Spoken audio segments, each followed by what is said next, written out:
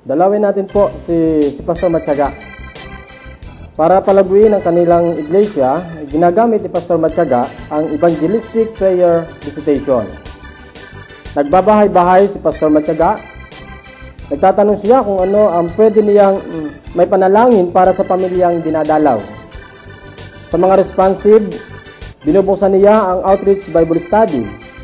Meron din siyang simpleng discipleship course na tinuturo niya sa mga tumatanggap sa Panginoon.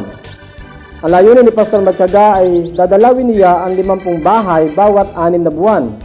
At sa pamagitan nito, nagdadagdag sila ng 10 miyembro bawat 6 na buwan. Masaya si Pastor Matyaga. Minsan, nagtanong ang isang miyembro kay Pastor Matyaga, ano kaya ang pwede nating gawin para madagdagan tayo ng higit pa sa 10 bagong miyembro bawat 6 na buwan? Nag-isip si Pastor Matyaga ng mabuti. Alam ko na, sabi niya. Imbes na dalawin ko ang 50 bahay bawat 6 na buwan, dadalawin ko ang 100. Okay, tuloy po tayo sa ating role play. Bawat implementation team ay gagawa ng role play. Kung nag-iisa ka, wala dito ang inyong implementation team, sumama ka sa ibang tao na nag-iisa para magbuo ng grupo ng dalawa. Okay? So, ang unang gagawin, magbuo ng grupo, either your implementation team o iba kung wala kayong kasama. Please pause the video para magbuo ng grupo muna, tapos mabigay ako ng next instruction. Okay, ito po ang magiging roles nyo sa role play.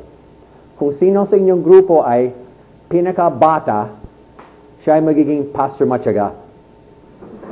Kung sino sa inyong grupo ay pinakamay edad, siya ang magiging leader ng inyong implementation team. So please pause the video para alamin sino ay si Pastor Matyaga, sino ang leader ng implementation team. Sige po. Okay, alam niyo yung role. Ito po ang assignment niyo. Yung implementation team leader, kakausapin si Pastor Matyaga para gamitin niya ang multiplication imbis na addition. So yung implementation team pwede makatulong, yung team leader ay mag-lead sa discussion.